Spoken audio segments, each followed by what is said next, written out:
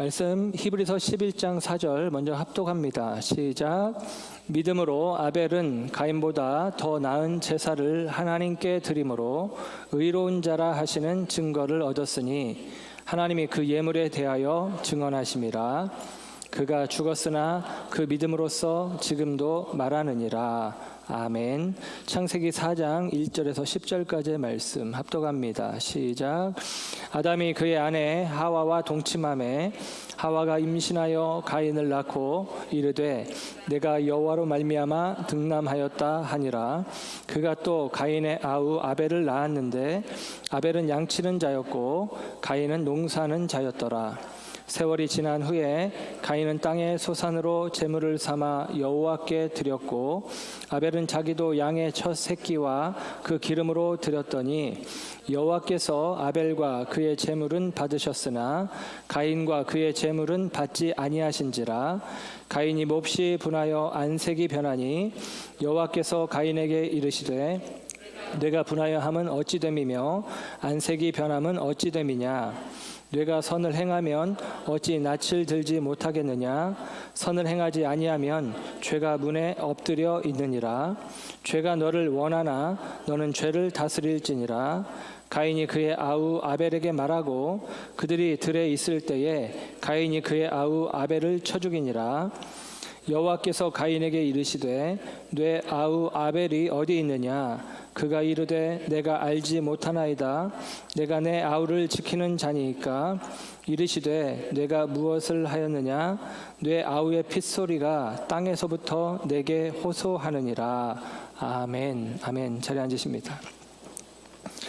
오늘 이 아침에도 하나님의 사랑하심과 은혜가 저와 여러분 가운데 함께하는 줄 믿습니다. 우리 히브리서 이제 주일 시간에 함께 히브리서 11장을 중심으로 말씀을 살피게 되어지고 오늘은 세 번째 시간 아벨의 믿음 더 나은 제사라는 제목으로 말씀을 전합니다. 히브리서가 쓰여진 목적은 히브리인들 가운데 예수님을 믿는 사람들, 히브리인 그리스도인, 히브리 그리스도인들이 로마의 압제 속에서 박해 속에서 그들의 신앙을 버리고 예수 신앙을 버리고 유대교로 회귀하려는 돌아가려는 그런 현상들이 있을 때 예수님을 떠나면 안 된다. 처음 붙잡았던 처음 들었던 그 복음 위에 다시 굳게 서라라고 말씀하는 내용이 히브리서의 내용입니다. 그래서 히브리서의 내용을 보면 그들이 예수를 믿는 믿음을 포기하지 말아야 될 이유들을 굉장히 구체적으로 그리고 논리적으로 설명을 합니다. 사실 히브리서가 그래서 어려워요. 논문 같아요. 왜냐하면 변증하는 방식이거든요. 논리적으로 합당한 이유를 제시하고 있어요.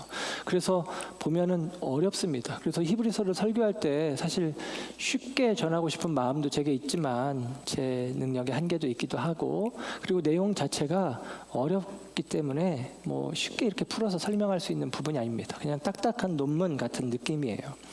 그래서 우리가 접하기가 불편할 수 있겠지만 여러분이 어렵고 딱딱한 내용이지만 이게 우리 안에 이렇게 들어오면 견고한 틀이 돼요. 굉장히 안정적이고 견고한 신앙의 메커니즘을 제공해 줍니다. 그러면 그 안에서 우리는 굉장히 단단한 신앙의 모습으로 설 수가 있거든요. 그런 의미에서 조금은 어렵더라도 이 히브리서 말씀들을 저와 여러분이 마음 가운데 이렇게 담아 두셨으면 좋겠습니다.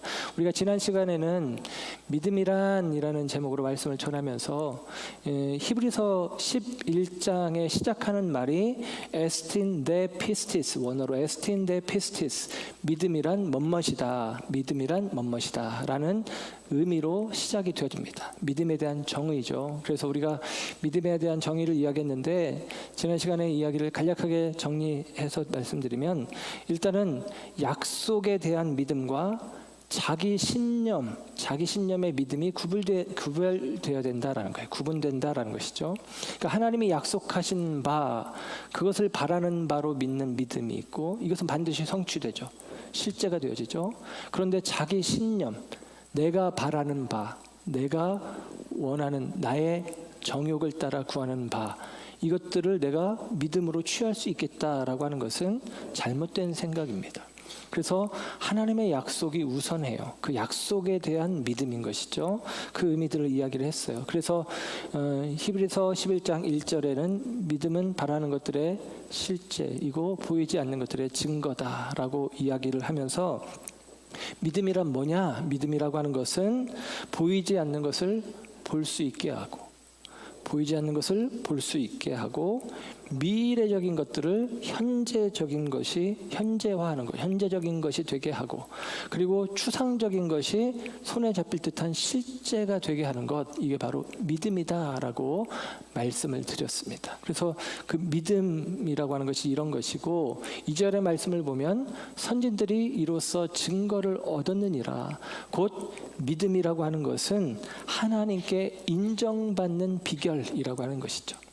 믿음을 통해서 하나님이 약속하신 것들을 우리들은 볼 수 있고 현재화할 수 있고 실제화할 수 있는 방편이 되어지는 것이고, 이 믿음이라는 방편만으로 하나님께 인정하심을 받을 수 있다라고 하는 사실입니다. 이게 믿음에 대한 히브리서 11장의 정의라고 이야기할 수 있어요. 그러면서 이 믿음의 선진들을 이제 오늘 아벨부터 시작해서 우리에게 이제 이야기를 해주죠. 전에 이야기한 것처럼 조교 앞으로라고 하는 것이죠. 조교 앞으로. 조교가 딱 등장을 해서 샘플링으로 모델로 이제 보여집니다. 오늘 본문은 이제 아벨에 대한 이야기잖아요. 아벨에 대한 이야기.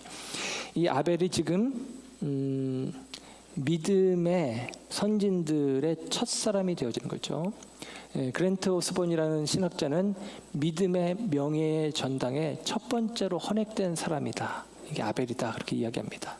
뭐 스포츠나 예술, 문화 이런 데서 굉장히 큰 공을 세운 사람을 기념하기 위해서 믿음의 전당, 아니 명예의 전당 이렇게 얘기하는 것에 말하자면 그 이름을 올리고, 뭐 프로야구 같은 경우는 예를 들면 영구 결번을, 그 사람의 등번호를 영구 결번을 한다든지 그런 식으로 하거든요. 남자분들은 잘 알겠지만 그렇게 그 명예의 전당, 특별히 믿음이라는 이 방면에 있어서 명예의 전당에 1호로 말하자면 등재된 사람이, 헌액된 사람이 바로 아벨이라고 하는 것이죠. 아벨은 그만큼이나 대단한 사람, 그만큼이나 중요한 사람이에요. 근데 문제는 아벨이 그렇게 중요한 사람인데, 믿음의 명예의 전당에 1호 등재되어진 사람인데 이 사람에 대한 기록이 거의 없다라는 것입니다. 아벨은 중요한데 아벨에 대한 기록이 거의 없어요. 아벨의 입술에서 나온 말이 없어요. 그러니까 성경 전체에서 아벨이 등장을 하는데 아벨의 대사가 성경 시나리오에는 없다라는 것입니다. 대사가 한마디도 없어요. 그런데 아벨은 믿음의 명예의 전당에 1호로 헌액된 사람, 그렇게 이제 이야기를 해주고 있는 것이죠. 오늘 본문에도 11장 4절 끝부분에 이런 표현이 나왔어요. 그가 죽었으나 그 믿음으로써 지금도 말하느니라. 아벨은 죽고 없는데 그 믿음으로 아벨은 지금도 말하고 있다. 성경에 대사 한마디 없는데 아벨은 말하고 있다라고 우리에게 이야기를 해줍니다. 그래서 우리는 아벨이 무엇을 말하는지, 아벨의 믿음이 어떠한 믿음인지 오늘 말씀을 통해서 살펴보려고 해요. 문제는 말씀드린 대로 아벨에 대한 기록이 거의 없어요. 그리고 아벨에 대한 기록은 아벨에 대해서는 우리가 알 수 없지만 아벨의 반면교사 같은 역할을 하는 가인과 아벨 우리가 익숙하게 잘 알잖아요. 첫사람 아담과 하와가 낳은 첫째 아들 가인, 둘째 아들 아벨, 가인과 아벨, 그 가인과 아벨의 이야기. 그래서 창세기 4장에 있는 가인과 아벨의 이야기 통해서 우리는 아벨의 믿음을 살펴보려고 합니다. 창세기 4장의 내용은 이제 말하자면 오늘 우리가 읽은 두 번째 본문의 내용, 창세기 4장의 내용은 가인과 아벨이 태어났고 그들이 자랐고 그들이 어느 순간 하나님 앞에 때가 되었을 때 제사, 예배를 드립니다. 제사를 드리는데요. 그 제사를 드릴 때에 하나님께서 가인의 제사는 거절하시고 아벨의 제사는 받아주셨다라는 거예요. 그 일 때문에 가인이 화가 났어요. 분을 내면서 기회를 봐서 동생 아벨을 죽이게 되어집니다. 하나님께서 가인에게 아벨을 찾을 때에 가인이 내가 동생을 지키는 자입니까 하면서 하나님께 대하여 불편한 마음을 드러내고, 그리고 가인은 결국 하나님께서 아벨의 피가 땅에서 호소한다라고 이야기하며, 읽지 않았지만 뒷부분 이어서 나오면 가인이 이제 사람들에게 쫓기며 그 땅에서 유리방황하는 인생으로 말하자면 하나님의 징계 속에 들어가는 것을 볼 수가 있습니다. 그게 이제 오늘 우리가 읽은 두 번째 본문의 전체적인 흐름 맥락입니다. 이 속에서 우리는 믿음의 사람 아벨을 생각해 보려고 해요. 오늘 가인과 아벨이 하나님께 제사를 드렸어요. 그런데 여러분 먼저 생각해 볼 것은, 제사를 드렸는데 이 제사를 어떻게 드렸을까? 제사가 어떻게 시작되었을까라는 것입니다. 제사에 대한 규례는 모세의 율법, 그러니까 아벨 이후, 가인과 아벨 이후 한참 후에 이제 율법으로 제사는 이렇게 드려라, 제사는 어디에서 누구를 통해서 어떠한 제물로 이러한 방식으로 드려라 라고 하는 것이 율법에 나오잖아요. 그러니까 가인과 아벨의 이야기는 제사의 제도가 있기 전의 이야기입니다. 그럼 어떻게 제사를 드릴 생각을 했을까 생각해 볼 수 있죠. 이제 두 가지 추측이 가능한데, 첫째는 보고 배웠다. 아버지 아담이 제사 지내는 걸 보고 가인과 아벨도 제사 지냈다라고 하는 생각입니다. 많은 성경학자들이 아담이 에덴에서 쫓겨난 이후에도 제사를 지냈을 것이다 라고 이제 추측을 해요. 그런데 저는 그거보다는 두 번째 가능성인 하나님의 계시가 있지 않았나라는 것에 마음을 둡니다. 하나님이 계시하셔서, 예를 들면 아브라함의 이야기를 앞으로도 다루겠지만, 아브라함의 이야기 속에 중요한 것은 하나님께서 아브라함을 불러내신 거예요. 아브라함이 갈대아 우르에서 우상 숭배할 때 불러내십니다. 그 불러내셨다는 얘기는 뭐예요? 계시가 임한 거거든요. 계시가 임하기 전에는 하나님을 몰랐어요.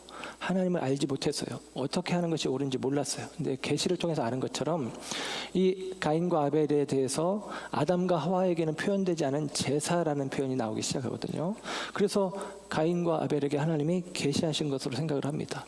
만약에 아담을 보고 배웠다면 아마도 가인과 아벨의 제사의 형태가 같았을 거예요.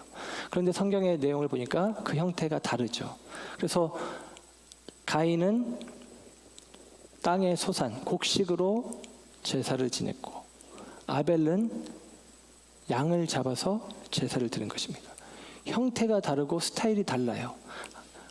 아담이 지낸 제사를 봤다면 아마도 그대로 따라했을 텐데, 둘이 다른 형태인 걸 보니까 아담을 통해서가 아니라 하나님이 주신 계시, 제사의 요청이 그들에게 있었을 것 같아요. 그래서 그들이 이제 제사를 지내는데, 여러분 계시가 그들 가운데 있다는 게 중요합니다. 계시가 먼저 있었어요. 제사보다 계시가 먼저. 이게 바로 하나님의 은혜입니다. 은혜가 우리에게 먼저 있는 거예요. 내가 하나님께 헌신, 제사, 충성하기 전에 하나님께서 계시를 통해서 우리를 불러주신 것이죠. 특별히 여러분, 이 제사가 얼마나 중요하냐면, 아담과 하와가 범죄하고 에덴 동산에서 쫓겨났잖아요. 그 의미는 그들이 죄로 말미암아 하나님과 분리되어진 거예요. 에덴 동산에는 이제 천사들이 화영검을 가지고 못 들어오도록 지킵니다. 하나님과 죄인의 분리예요. 그런데 제사는 뭐예요? 하나님께로 나아가는 길이죠. 하나님이 그들을 받아들이시고 수용하시는, 하나님이 전적으로는 아니더라도 그들과 연결지어지는 연결점이 바로 제사예요. 그 제사가 하나님께로부터 요청되었다는 것은 하나님께 분리되었던 인생이 하나님께로 되돌아갈 길이 열렸다는 것입니다. 은혜죠. 그래서 은혜입니다. 그 은혜가 지금 가인과 아벨에게 주어진 거예요. 문제는 가인과 아벨 모두에게 하나님의 계시가 주어졌는데, 계시는 같았지만 제사는 달랐다라는 것입니다. 같은 계시가 있었지만 제사가 달랐어요. 첫째는 제물이 달랐죠. 말씀드린 대로 가인은 땅의 소산으로 제물을 드렸고, 왜? 가인은 농사하는 사람이었기 때문에. 아벨은 양의 첫 새끼와 그것의 기름으로 제물을 삼았습니다. 양치는 자였기 때문이죠. 제물이 달랐고, 또한 하나님의 반응이 달랐어요. 가인의 제물은 받지 않으셨고 아벨의 제사는 아벨의 제물은 하나님이 받으셨다라는 것입니다. 그러면 여기서 왜 가인의 제사는 안 받으시고 아벨의 제사는 받으셨나라고 하는 물음표가 달리게 됩니다. 이것에 대해서 전통적인 경우 또 많은 경우 아벨의 제사는 피의 제사였고 가인의 제사는 피의 제사가 아니었기 때문이다라고 이야기를 합니다. 왜냐하면 훗날 율법을 통해서 보면 확인되는 것이 제사를 지낼 때는 피의 제사를 드리도록 피 흘림을 통해서 죄 사함을 받고 피 흘림을 통해서 생명을 대체하는 그런 대속제물의 의미들이 강조되면서 피 흘림의 제사가 중요하다라고 이야기를 합니다. 우리도 또한 예수 그리스도께서 우리를 위해서 피 흘리심으로 말미암아 죄 사함을 받았다라고 하는 의미들이 우리에게 강하잖아요. 그러나 여러분 다시 말씀드리지만 이 가인과 아벨이 피 흘림의 제사, 피의 제사가 필요하다라는 것이 지금의 관점으로 가인과 아벨에게 우리의 제사에 적용할 수는 있지만 이 가인과 아벨에게 피의 제사라고 하는 개념, 특별히 율법에서의 제사의 개념은 있기 전이다라고 하는 사실이 중요합니다. 그러니까 피의 제사가 아니기 때문에 안 받으셨다라고 말할 수 없다라는 거예요. 실제로 하나님께 드려지는 제사의 형태는 크게 5가지가 있는데 그 5가지 형태의 제사 중에 소제라고 하는 제사가 있는데 이 소제는 곡식 가루를 태워서 드리는 제사예요. 그러니까 제사를 드릴 때 물질이 많은 사람들은 소를 잡아드리고 없는 사람은 양이나 염소를 잡아드리고 그것도 없는 사람은 비둘기로 잡아드리고 그래도 다 괜찮아요. 그리고 그것도 안 되면 곡식을 드려도 주님은 받으십니다. 그러니까 제물이 어떠하냐, 제물이 피의 제물이냐, 제물이 생명이 있는 양이냐, 곡식이냐 이 문제가 아니다라고 하는 사실입니다. 제물의 어떠함 때문에 안 받으신 게 아니에요. 하나님이 그럼에도 불구하고 제물의 어떠함 때문에 받으십니다. 말장난이죠. 제물의 어떠함 때문에 제물이 무엇이냐 그것 때문에 받으신 게 아닌데 제물이 무엇이냐 그것 때문에 받으신다는 거예요. 이렇게 설명을 드릴 수 있는데 제물과 제물을 드린 사람은 반드시 연결되어 있습니다. 하나예요. 제물은 그냥 제물이 아닙니다. 제물이 단지 제물이 아니다라는 사실이죠. 그 제물에는 거기에는 내 존재가 함께 하는 거예요. 따라서 우리가 드리는 제물에는 내가 하나님이 누구이시고 또 그 하나님을 내가 어떻게 생각하고 있는지 그리고 나의 하나님과 나의 관계를 내가 어떻게 자리 잡고 있는지 규정하고 있는지를 그 제물을 통해서 확인할 수 있다라는 것입니다. 어떤 목사님이 한 예를 들었는데 이런 거죠. 예를 들면 우리 집에 귀한 손님이 왔을 때 차를 대접한다. 그러면 그 찻잔에 꽃무늬가 이렇게 예쁘게 이렇게 있는 찻잔에 컵받침까지 딱 해가지고 정식으로 딱 이렇게 내놓겠죠. 근데 그냥 친밀한 사람이어서 그럴 수도 있겠지만 그냥 평소에 자주 만나고 중요하게 생각하지 않는 경우들은 어떻게 해요? 그냥 종이컵이나 머그컵에 그냥 이렇게 내놓는 것입니다. 그래서 내가 이 제물을 드리는 그 제물을 통해서 내가 제물을 드리는 상대방에 대한 나의 생각 그리고 그 사람과 나의 관계를 결정하는 요소가 되는 게 바로 제물이다라고 하는 사실입니다. 그래서 제물을 드리는 자와 제물, 이 제물이라고 하는 것에 제물을 드리는 자의 중심이 반영이 되는 거죠. 제물을 드리는 자가 자기의 존재의 어떠함으로부터 그 제물을 만들어서 드리는 것입니다. 그래서 제물에는 제물을 드리는 사람의 동기 그리고 제물을 받는 분에 대한 사랑이나 혹은 신뢰나 그런 정도들이 그 제물에 담겨 있다라는 것입니다. 그래서 여러분 제물의 가치, 제물이 어떠하냐 하는 것이 제물을 드리는 사람의 인격과 그 드리는 동기를 드러내는 것입니다. 그래서 그 재물이 어떠한가로 주님은 받으시는 거예요. 그러니까 지금 제가 말장난 같은 얘기를 하죠. 어떤 재물이냐, 재물이 이 재물이고 이 재물이고 재물이 달라서 받으시고 안 받으신 게 아니다라고 하면서도 주님이 받으실 때는 그 재물이 어떠한 재물이냐에 의해서 받는다는 거예요. 어떠한 재물이냐에 의해서 주님이 받고 안 받고가 아니야. 그런데 어떠한 재물이냐에 따라서 주님은 받고 안 받고 해. 말장난 같지만 이게 지금 성경이 우리에게 들려주는 이야기예요. 한 예를 들어보면 이런 것입니다. 아나니아와 삽비라가 사도행전에 나오죠. 그들이 사도들 앞에 자기 소유, 자기 밭을 팔아서 물질을 드립니다. 그런데 밭을 팔았는데 중간에 마음이 바뀌었어요. 좀 아까운 마음이 들었는지 밭값에 반절을 숨겨두고 반절만 드렸어요. 결과 어떻게 됐느냐? 하나님이 책망하시고 그들은 죽게 되어집니다. 여러분, 밭이 얼마나 큰지 작은지 모르겠지만 밭을 판 값의 절반이면 우리 식으로 표현하면 아파트 팔아서 절반값, 꽤 많은 금액 아니겠어요? 네, 많을 겁니다. 많은 물질을 드렸는데 주님은 거절하시는 거죠. 왜냐하면 그 물질이 어떠함이 아니라 그 물질을 드린 마음의 태도가 어떠한지를 그 절반, 전체를 드리려고 했다가 절반으로 드리는 그 마음에서 확인하는 것입니다.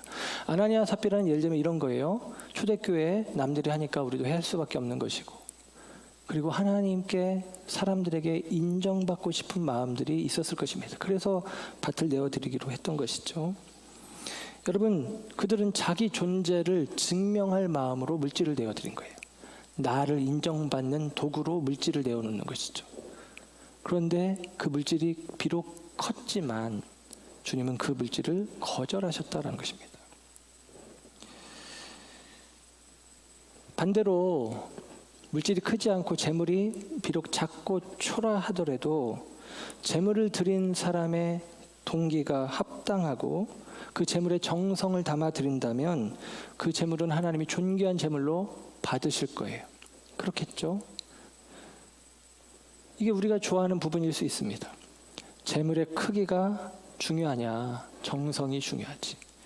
재물의 크기가 중요하냐, 정성이 중요하지. 그런 말을 하면서 우리 안에 이런 그릇된 마음을 품을 수 있습니다. 재물의 크기가 중요한가, 정성이 중요하지 하면서 늘 작은 것으로 드릴 수 있겠다라는 생각이죠. 정성이 중요하니까 작은 것 드려도 이렇게 하는 거죠. 그러나 여러분, 그 마음의 정성은 고스란히 그 재물에 담겨지게 되어집니다. 작은 것만 드리면서 내가 정성을 드린다고 말하는 것은 모순일 수 있다는 것입니다. 과부가 2렙돈을 동전 2잎을 드립니다. 예수님이 보고 기뻐하셨고 연락하셨고 칭찬하십니다. 단지 동전 2잎인데 예수님의 눈에는 단지 동전 2잎이 아니었다라는 것이죠. 그녀의 재산 전부라고 이야기합니다. 재산 전부를 드리는 거예요. 그러나 그 금액은 2렙돈, 동전 2개에 불과합니다. 그러나 예수님은 그 재물을 보고 전부라는 사실을 알기에 기쁨으로 받아들입니다. 재물이 어떠하냐, 크냐 작으냐가 중요하지 않죠.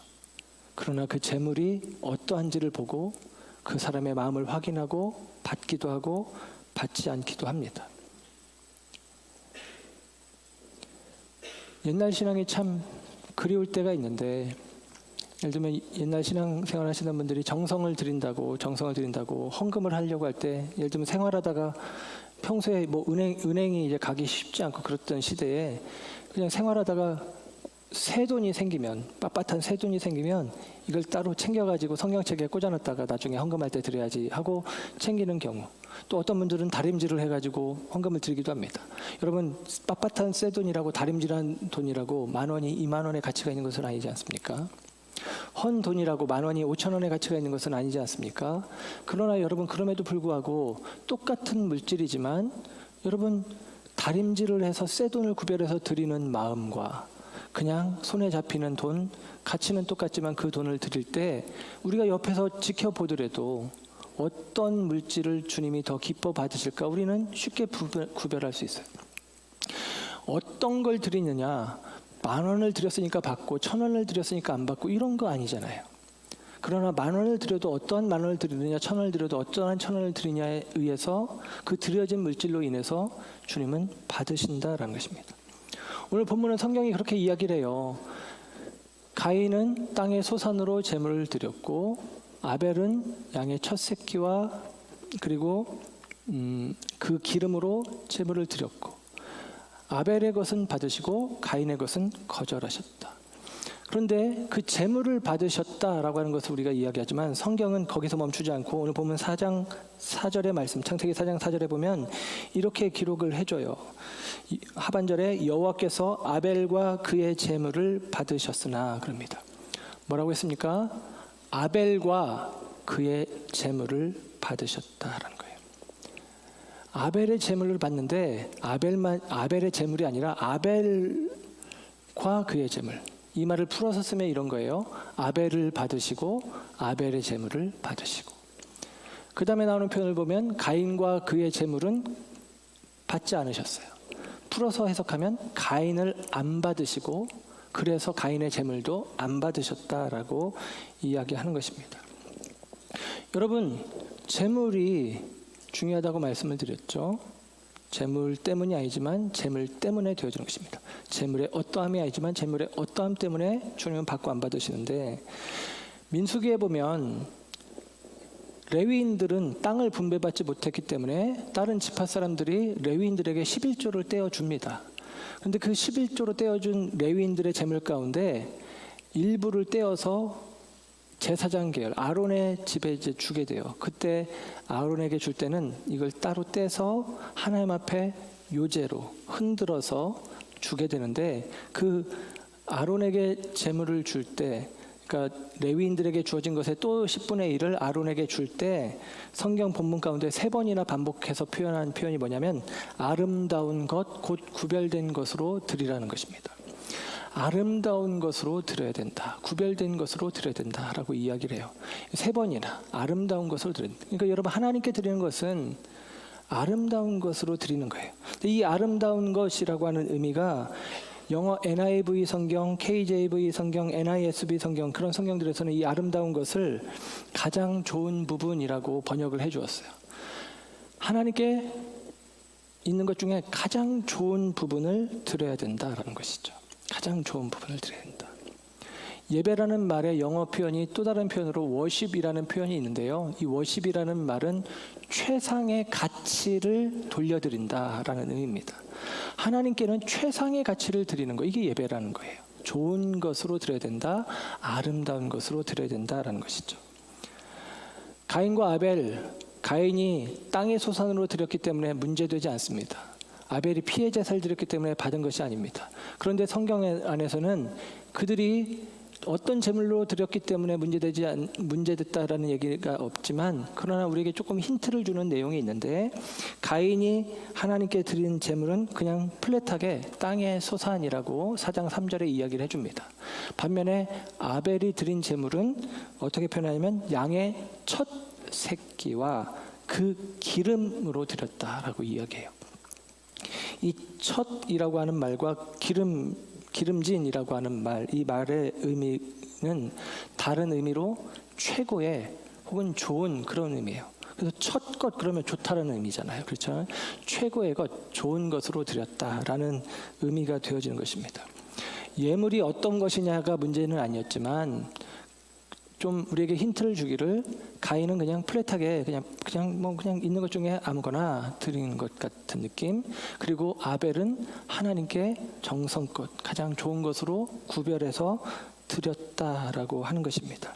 그래서 이것들을 통해서 우리가 알 수 있는 것은 가인의 제사를 받지 않고 아벨의 제사를 받았다라고 하는 것, 그 의미를 우리가 다시 한번 생각해 볼 수 있죠. 아벨을 받으시고 아벨의 중심, 아벨의 마음을 받으시고 그래서 아벨의 제물도 받으신 것입니다. 그 제물을 통해서 아벨의 중심을 보시고 아벨을 받으시고 그 아벨이 드린 제물도 연락해 주시는 거죠. 하나님께서 불로 응답해 주셨다라고 볼 수 있습니다. 반면에 가인의 제물을 보고 가인의 중심을 들여다보시고 가인의 중심이 잘못된 것을 알고 가인을 거절하시고 가인을 거절하시니 가인의 제물도 거절되어지는 것입니다. 그 제물을 통해서 그 사람의 태도를 알 수 있기 때문이죠. 우리도 알 수 있어요. 예, 우리도 알 수 있는 경우들이 많이 있습니다. 그래서 히브리서 기자는 그 차이가 지금 애매한 듯 말씀을 드렸지만 그 차이를 무엇으로 표현하냐면 믿음으로라는 단어로 표현을 합니다. 히브리서 11장 4절 말씀으로 다시 돌아오면 이렇게 기록을 해요. 믿음으로 아벨은 가인보다 더 나은 제사를 하나님께 드렸다라는 것입니다. 가인보다 더 나은 제사를 아벨이 드렸는데 믿음으로 드렸다라고 이야기를 해요. 여러분, 믿음으로 드리는 것입니다. 믿음으로 더 나은 제사를 드렸어요. 그리고 나서 표현하기를 더 나은 제사를 하나님께 드림으로, 우리는 그냥 드림으로 의로운 자라 하시는 증거를 받았다라고 하는데 원어의 성경에서는 이게 전치사 관계대명사를 써서 어떤 표현이냐면 뭐뭇을 통하여 그 다음에 의로운 자라고 하시는 증거를 얻었다. 예, 그것을 통해서 하나님이 아벨을 의로운 자라고 인정해 주셨다라는 얘기예요. 그러니까 이제 의미가 뭐냐면 앞에 있는 내용을 통해서 아벨은 의롭다고 하나님께 인정받았다라고 지금 성경이 기록을 해주는데 앞에 있는 내용을 전통적으로 이렇게 해석하기도 했습니다. 믿음으로 드렸기 때문에. 맞습니다. 믿음으로 드린 거예요. 근데 믿음으로 드린 것의 끝이 아니라 믿음과 더 나은 제사가 연결되어 있어요. 같은 묶여 있단 말이에요. 무슨 얘기냐면 아벨이 믿음을 가지고 있었기 때문에 받으셨다는 것이 아니라 아벨은 믿음을 가지고 더 나은 제사를 드렸기 때문에 하나님께서 아벨을 인정해 주셨다라는 거예요. 믿음이 있었기 때문에라고 하면 우리는 이렇게 생각하기 쉬워요. 믿음으로 의롭다함을 받았다. 믿음으로 의롭다함을 받는 게 신학적으로 이신칭의예요. 믿음으로 구원을 받는다는 거죠. 믿음으로 의롭다함을 받는다는 거예요. 그런데 오늘 히브리서에서는 그 이신칭의의 믿음을 국한해서 지금 히브리서 11장에서 얘기하는 게 아닙니다. 그러니까 마음에 믿으면 구원을 받는다, 이 얘기가 아니라 그 믿음이 있는 사람이라면, 이 믿음을 가진 사람이라면, 믿음으로 그 주님을 영접한 사람이라면 믿음에 합당한 삶이 있다는 거예요. 그게 뭐냐? 더 나은 제사를 드리는 삶이 있다는 것이죠. 더 나은 제사를 드리는 행위가 있다는 거예요. 그 행위를 보고 아벨을 의롭다고 인정해 주신다라는 거예요. 그 행위를 보고, 그 모습을 보고. 그래서 이렇게 이해할 수 있습니다. 하나님이 아벨과 그 제물을 받으셨어요. 먼저 아벨을 받으신 거예요. 제물과 사람이 분리되지 않는다고 했죠. 사람과 제물이 분리되지 않아요. 그런데 마찬가지로 제물을 드리는 행위, 그게 뭐예요? 그 사람의 삶입니다. 어떠한 행위를 하고 있느냐, 어떠한 삶의 모습을 가지고 있느냐, 그 삶과 그 제물이 분리되지 않는다라는 거예요. 아벨의 삶을 주님이 받으셨기에 아벨의 제물을 받는 것입니다. 아벨을 받으셨기에 아벨의 제물을 받는 거예요. 가인의 삶을 주님이 인정하지 않았기에 가인을 받지 않고 가인이 드린 제물을 받지 않은 거예요. 여러분, 이게 중요해요. 그가 믿음으로 더 나은 제사의 삶을 살았기에 하나님이 그를 의롭다고 인정해 주셨다라는 것입니다. 그러므로 사랑하는 여러분, 히브리서에서 이야기하는 것은 가인과 아벨의 차이는 뭐냐? 믿음으로라고 하는 것인데, 믿음으로 살았느냐, 믿음으로 살지 않았느냐라는 거예요. 믿음의 길을 걷고 있느냐, 믿음의 길을 걷지 않고 있느냐라고 이야기를 해주고 있는 것입니다. 히브리서에서는 그래서 믿음을 칭의, 의롭다 인치심을 받는 믿음을 넘어서서 이 믿음으로 살아내는, 믿음으로 견뎌내는 것을 강조하고 있거든요. 그래서 히브리서 10장 38절 같은 경우는 이야기합니다. 히브리서 11장 보는데 그 앞에 히브리서 10장 38절에 보면 나의 의인은 믿음으로 말미암아 살리라 그럽니다. 나의 의인은 믿음으로 말미암아 살리라. 의인은 믿음으로 산다, 믿음으로 살아낸다라고 이야기하는 거죠. 여러분, 이 표현을 사도 요한이 요한 1서에서 봤거든요. 요한 1서는 주제가 뭐냐면 사랑이에요. 사랑. 요한 1서 3장 12절에 이런 성경 말씀이 있습니다. 가인같이 하지 말라. 가인같이 하지 말라.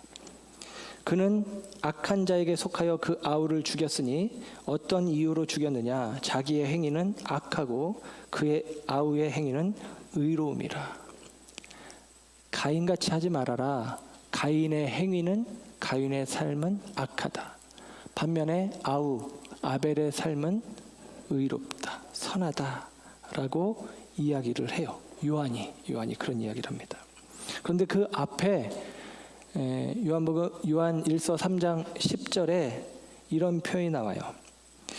의를 행하지 아니하는 자나 또는 그 형제를 사랑하지 아니하는 자는 하나님께 속하지 아니하니라 그럽니다. 의를 행하지 않는 자. 나의 의는 믿음으로 살리라 그랬는데 사도 요한은 의를 행하지 않는 자, 곧 혹은 그 형제를 사랑하지 않는 자는 내게 속하지 않는다. 의인이 내게 속한다. 나의 의인은 믿음으로 산다. 라는 말과 의를 행하지 않는 자는 형제를 사랑하지 않는 자다라는 말이 매치가 돼요. 무슨 얘기냐면 삶 속에서 형제를 사랑해내지 않는 자는 의를 행하지 않는 자예요. 그리고 가인같이 하지 말아라. 가인은 자기가 악한 마음을 품고 살아가는 것이고 그래서 의로운 삶을 살아가는 아벨을 미워하며 결국에는 죽이기까지 했다라는 것입니다. 그게 바로 성경의 고발이에요. 가인에 대한 고발입니다. 여러분, 이름으로도 이 의미들을 알 수 있는데 가인과 아벨. 가인이라는 이름의 뜻은, 가인이라는 말은 히브리어 카나라는 말에서 나왔거든요. 이 카나라는 말은 세우다라는 말이에요. 그래서 이 말에서 파생된 게 얻다, 획득하다, 얻었다, 획득했다 이런 의미예요. 획득, 그런 의미예요.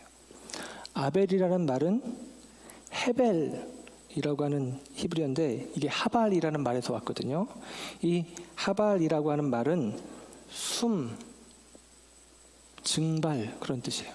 우리가 숨을 내쉬면 이게 그냥 증발돼버려서 없어져 버리잖아요. 그래서 그 의미가 뭐냐면 허무, 텅 빔 이런 뜻입니다. 가인은 얻음, 획득 이런 의미의 뜻이고요. 아벨은 허무, 텅 빔 이런 뜻을 갖고 있어요. 그들의 삶을 표현하는 이름이라고 생각을 합니다. 가인은 얻기 위해서, 획득하기 위해서 살아갑니다. 아벨은 비우고 살아가는 거예요. 텅 빈 마음으로 살아가죠. 가인이 하나님께 제물을 드렸습니다. 그 제물에 가인의 마음이 담겨 있어요. 그 마음은 하나님께 드림으로 더 많은 것을 얻기 위함, 획득하기 위함입니다. 여러분, 우리가 예를 들면 살면서 어떤 이에게 예물을, 선물을 드리는데 그 선물에 마음을 담지 않고 이 선물을 줌을 통해서 저 사람이 나한테 더 많은 혜택을 주겠지라는 기대로 주는 선물을 뭐라고 합니까? 뇌물이라고 합니다. 저 사람을 존경하고 사랑하고 아껴서 주는 게 아니라 내가 이걸 주면 더 큰 혜택을 주겠지라는 마음으로 주는 선물을 뇌물이라고 해요. 뇌물. 하나님 뇌물을 받으시겠습니까? 그렇지 않죠. 아벨은 하나님께 선물을 드려요. 예물을 드립니다. 그 예물의 의미는 하나님께 대한 믿음이에요. 나는 하나님이 없으면 안 됩니다. 내 인생은 텅 비어 있습니다. 내 인생은 허탄합니다. 내 인생은 숨같이, 한 번의 숨같이 사라져 없어질 죄인에 불과합니다. 나는 하나님이 없으면 안 됩니다. 그런 마음으로, 하나님을 구하는 마음으로 하나님께 자기에게 있어서 소중한 것을 분별해서 드리는 거예요. 그래서 하나님께서는 스스로를 채우려고 하는 가인의 예물이 아니라 스스로를 비워 하나님을 구하는 아벨의 제물을 받아주신다라고 하는 사실입니다. 가인과 아벨, 이 믿음의 차이가 있죠. 믿음의 갈림길에 두 사람이 서 있습니다.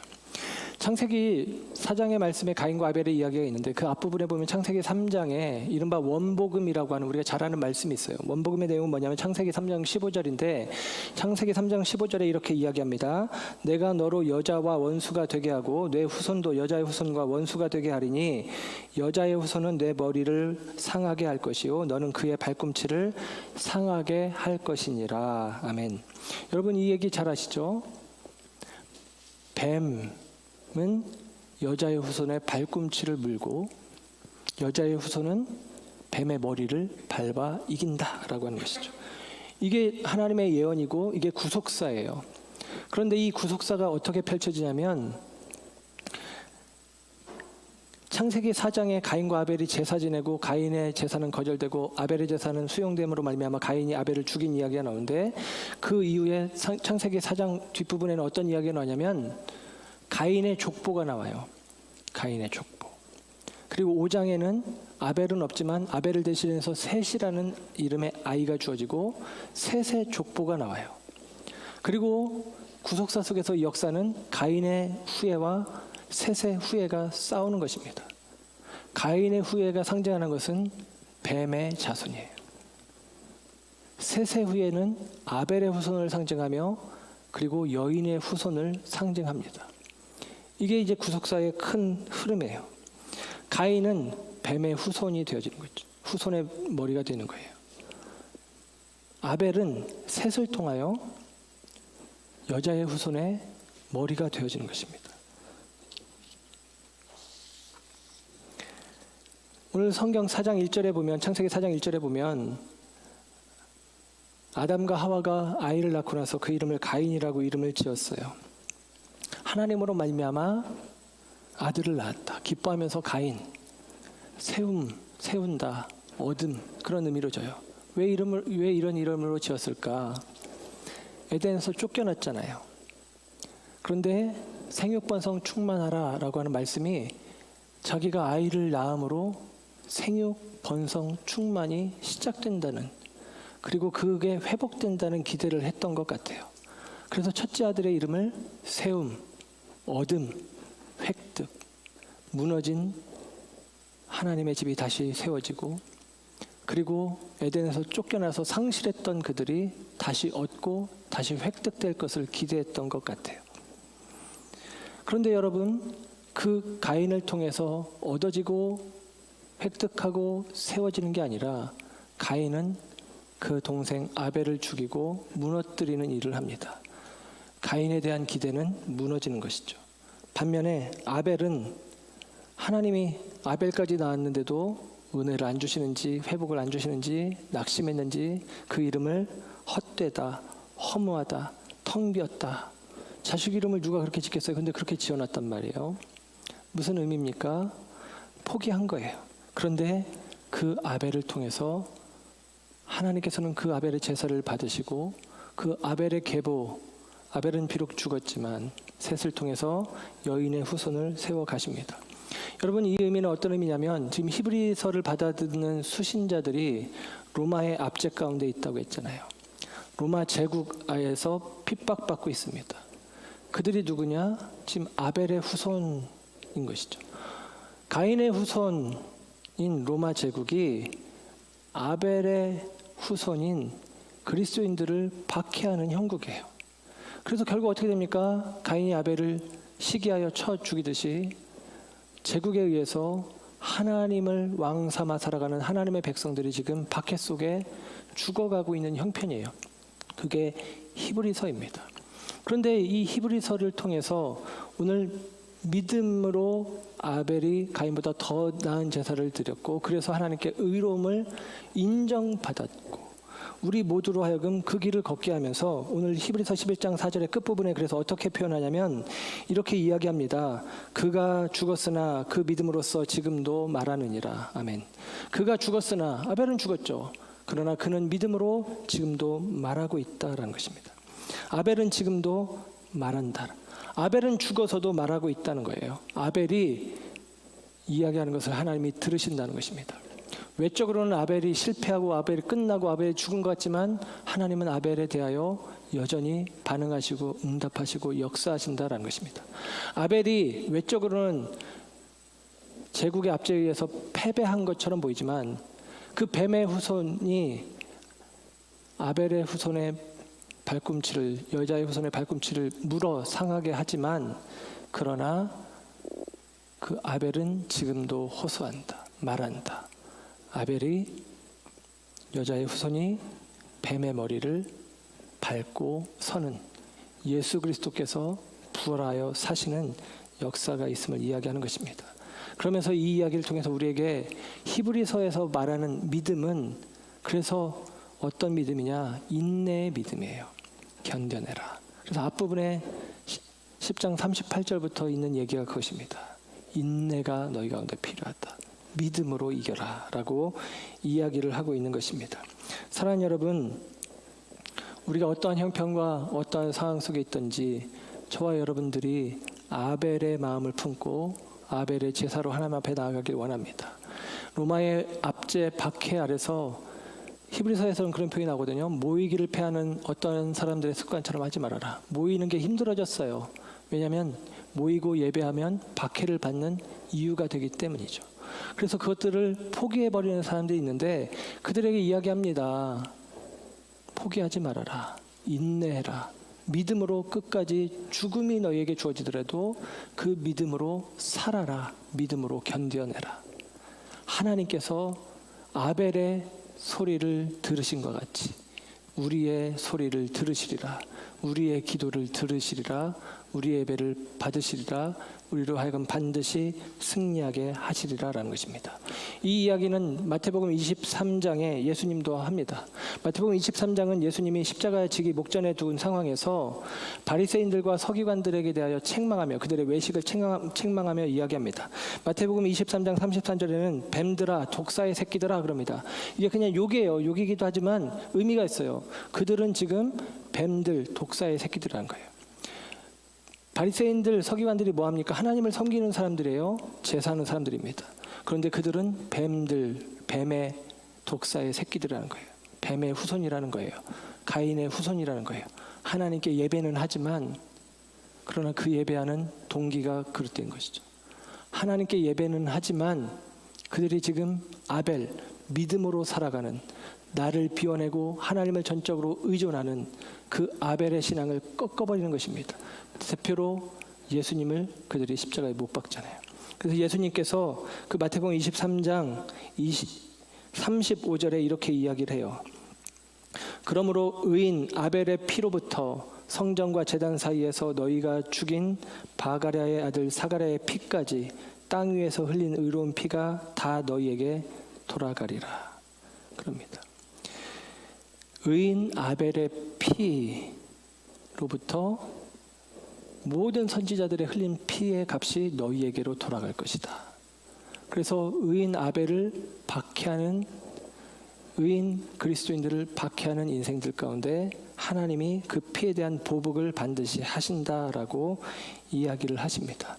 이 이야기를 오늘 히브리서에서 봐서는 한 장 뒤로 넘기시면 히브리서 12장 24절에 성경이 이렇게 기록합니다. 히브리서 12장 24절. 새 언약의 중보자이신 예수와 및 아벨의 피보다 더 나은 것을 말하는 뿌린 피니라 그럽니다. 이게 좀 말이 어려운데 새 번역으로 제가 읽어드리면 이렇습니다. 새 번역 성경. 새 언약의 중재자이신 예수와 그가 뿌리신 피 앞에 나아왔습니다. 그 피는 아벨의 피보다 더 훌륭하게 말해줍니다. 그럽니다. 여러분, 아벨의 뿌린 피가 우리에게 이야기해줘요. 믿음으로 살아야 됨을. 그러나 예수님을 통해서 히브리서 기자는 이야기합니다. 예수의 피 흘리심을 통해서 새 언약의 중보자, 중재자 되신 예수님, 그 예수님이 우리에게 분명하게 드러나고 그리고 보여진다는 것이죠. 그 예수님을 붙잡고 살아야 된다. 이게 믿음으로 사는 것이다 라고 이야기를 하고 있어요. 사랑하는 여러분, 저와 여러분이 아벨의 길, 믿음으로 사는 길을 따라갈 때에 아벨의 자손, 여자의 후손으로 저와 여러분이 이 땅 가운데 살아갈 때에 가인의 후손, 뱀의 후손들은 우리를 비아냥거리고 또 때론 우리를 박해하고 또 우리의 모임, 또 우리의 신앙생활에 대해서 그들은 인정하지 않을 것입니다. 그러나 성경은 분명히 말합니다. 오늘 창세기 4장 10절에도 내 아우의 핏소리가 땅에서부터 내게 들린다. 호소한다. 하나님이 우리가 주님을 위해서 믿음으로 사는 길을 택하여 당하는 고난, 그 고난이 있더라도 주님께서 우리에게 대하여 외면하지 않으시고 우리를 들으신다라는 거예요. 우리가 예배 생활하기 위해서, 여러분, 예배는 참 귀합니다. 아벨은 더 나은 제사로 의로움을 받았습니다. 우리가 예배를 위해서 우리의 삶 속에서 얻음, 획득을 추구하며 살아가는 방식을 포기하는 경우들이 있을 때, 그리고 아벨처럼 나는 헛됩니다. 나는 텅 비었습니다. 나는 하나님이 아니면 아무것도 아닙니다. 라는 믿음의 고백을 가지고 하나님을 구하며 예배자로 살기로 결단할 때 저와 여러분 가운데 하나님께서 우리들의 삶 속에 함께 하시고 은혜 베푸시고 응답하신다라는 것입니다. 바라기는 원하기는 저와 여러분 모두가 오늘 믿음으로 아벨의 길을 걸어가시길 축복합니다. 저와 여러분의 삶 가운데 예배자로 어떠한 일, 어떠한 경우, 어떠한 형편이 우리 가운데 주어지더라도 예배자로 승리하시길 바랍니다. 저와 여러분이 우리의 드리는 예배로 말미암아 우리의 믿음이 표현되고 있음을 기억하시고 이 예배의 승리자들이 되어짐으로 말미암아 하나님 앞에 믿음의 사람으로 인정되어지는 복된 역사를 경험해 가시기를 주님의 이름으로 축복합니다. 기도하겠습니다. 사랑과 은혜가 풍성하신 아버지 하나님,